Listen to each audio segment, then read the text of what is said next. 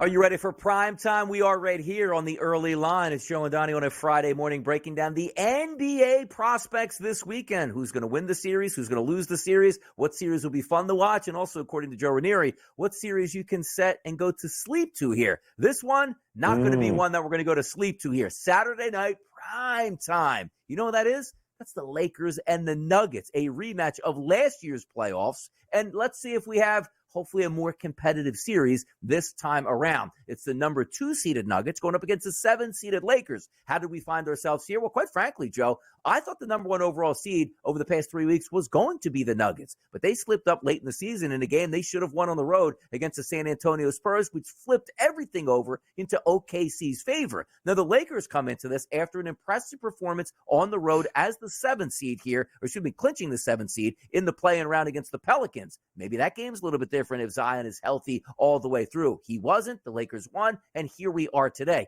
Denver comes in as a massive favorite in this series, a minus 420 price. You want to take the Lakers as a dog to win this series? That's a plus 310. If we're looking at the spread on the series, Denver minus 1.5, heavy favorite at a minus 168 price. You want to take the Lakers getting the game and a half? You get a dog price there, plus 136. Lining this game up, a lot of intrigue all the way around as we know it, but how are we feeling about LeBron James and Anthony Davis in the playoffs and healthy, taking on a Nuggets team that you really didn't want to face on the road, and here we are. Yeah. It's I think it's going to be great because I have Denver in 4. That's how exciting this series is going to be. It's going to be swept. The reality is the Lakers' best A game is not better than the B game of the Denver Nuggets. Now, I'll give them credit.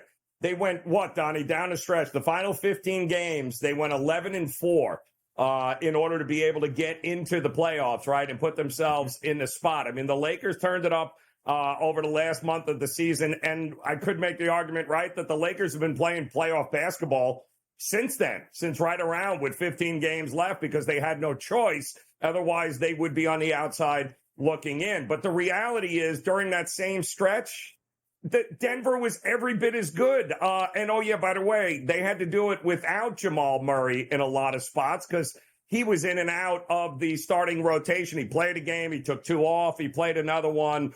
I thought the Laker team last year had a much better chance of actually taking him down at 4-7. But, again, this is not a Lakers squad that is going to go toe-to-toe with the Nuggets here. Congratulations, you made it to the playoffs, but there is no way in the world they are beating Denver. They may beat them 1, but this series is not going more than 5 games. Denver will dispatch this Lakers team rather quickly. Let's take a look at the tail of the tape and the comparison between the two teams, because obviously we know the Denver Nuggets last year were world champions here, coming into the season playing very good basketball and healthy entering into the playoffs. They were 57-25, giving up about 110 points per game on defense. The Los Angeles Lakers, 47-35, had a nice little surge to end the season. They also give up points here, 117 points per game. So if you want to get out and run against the Lakers, they'll be certainly happy to engage you with doing that. So it'll be interesting to see how it plays out. But as we talk about last year's playoff series, easy win for the Denver Nuggets. So you might say to yourself, all right, regular season action. Did the Lakers at least get some momentum back and say, if we see you again in the playoffs, we can beat you? Not at all. 3 games this year, all won by the Nuggets. So you don't even have much to draw back on and say, hey, once we had adversity, we can win a couple of these basketball games. So again, from the series last year where the Lakers got pasted by the Nuggets and this regular season, which the Nuggets swept, what's some fuel for the fire for the Lakers that say, like, yeah, that doesn't matter. We could still win this series, or it just doesn't matter. The Nuggets are just a better team here, Joe. Yeah, I think the Nuggets are just a flat-out better team. I think the Laker team last year was better than a Laker team this year. And it's just not a great matchup here for the Lakers at all in this spot here. Not to mention they've got to go on the road and play in one of the most ridiculous atmospheres and arenas around in Denver. They got to go to Mile High. Denver has been absolutely unbeatable in their place here. That is a rough stretch. Plus, I believe they went 3-0 straight up and ATS against the Lakers here this season. So the Lakers haven't beat them, it feels like, forever. And I don't see them doing it here and not to mention a significant coaching advantage for the Denver Nuggets. I'll take Malone over Darvin Ham, who is considered one of the worst coaches. Oh, I'm sorry. I will take Malone over LeBron James, who is considered one of the worst coaches in the NBA. So all signs point to Denver making quick work of the Lakers, and I can absolutely see a path for them to hurry up and wait for their next opponent. Yeah, it's superstars across the board here, too. And this is why you get put in the primetime games. We talk about games like Cleveland and Orlando getting the early ones. The people want to watch these series play out because you do have Nikola Jokic, maybe the best player on the planet, going against one of the best all-time players we've ever seen in the NBA in LeBron James. Now, I always point to this because we talk about this with veteran-laden teams, and we talk about the Lakers and LeBron James and his whole thought process throughout the season. Do you remember, Joe, when he was talking, saying, look, this year I can't play 35 minutes a game if you want me healthy for the playoffs. Well, it turns out the Lakers really weren't competing early unless LeBron James was playing 35-plus minutes every single night. But he's healthy now. You take a look at Anthony Davis, who typically at this time of the year may be starting to break down. He was very, very durable during this NBA season. And also, round number one of the playoffs, what do we know about that? It takes a long time to play out, which means veteran guys like LeBron James get that breather between games. So even if we're trying to set the stage here, what does LeBron James have to do in this series? Is it just so simple? Well, Donnie, he's got to go back to his Miami Heat days or his Cleveland Cavalier days, 35 points a game, 6 rebounds, 5 assists, and be dominant? Or can his team help him out? Because quite frankly, in that Pelicans game, Joe, I love the secondary scoring options, what they did and helped out Anthony Davis and LeBron James. Can that secondary options be valuable here for the Lakers in this series? Well, but the sad truth is, Donnie, they have to have both. LeBron's going to have to drop 35, and somebody else is going to have to step up because we already know Anthony Davis is going to have all sorts of issues in this series here with the Joker and company there. I mean, this Denver team is built to be, and it goes back to styles makes fights here again, right? And the style and the lineup here of Denver matches up.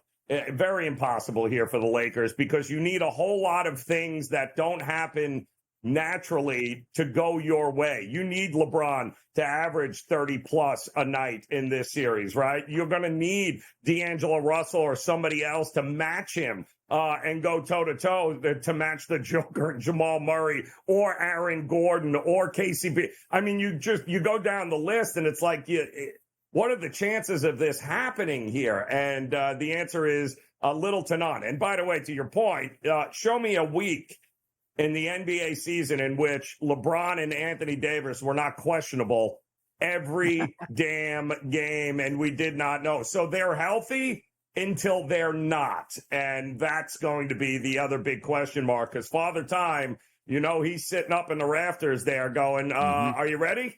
You ready? Because at any moment, a quick slip here or a knee or a hand, it's coming. It's coming. This is a marathon, not one that I'd want to have money on a 38, 39, 40-year-old. 38, 39, 40-year-old playing in elevation as well. Look, Denver's got a great home court advantage, not just because of the fans, because of the elevation they play at, and that's why it is so tough to beat them at home. They're used to the elevation. Other teams are not. We'll see how that one plays out. Let's take a look here, though. Game number 1, that's prime time, 8:30 p.m. Eastern on Saturday night. Line opened up at the FanDuel Sportsbook, -7.5. Line currently sits at the FanDuel Sportsbook at 7.5. We take a look at the numbers on this game. A total, how about this, Joe? 220.5 is that opening number at FanDuel. That's now up to 224 here as a live number. So we're expecting some points, and rightfully so. The Lakers don't play great defense. They like to have some tempo. We'll see where that actually plays out. But if we're getting the analytics back from the FanDuel Sportsbook on who's betting what, keep in mind also, we don't have legalized gambling in California, so FanDuel is not available. So, it's Laker fans here pounding the line. Take a look at this. 73% of the bets coming in on the Lakers at 73%. And then you take a look at the spread money, 77% on the Lakers here. Now, this is what we always like as handicappers. 7.5 was that opening line. All this money and all this bets coming in here on the Lakers because it's a lot of points. Where's that line still sitting? It's not 6.5. It's not 5.5. It's not 4.5. FanDuel is holding this one at 7.5 going like, come on, Lakers money. Have at it.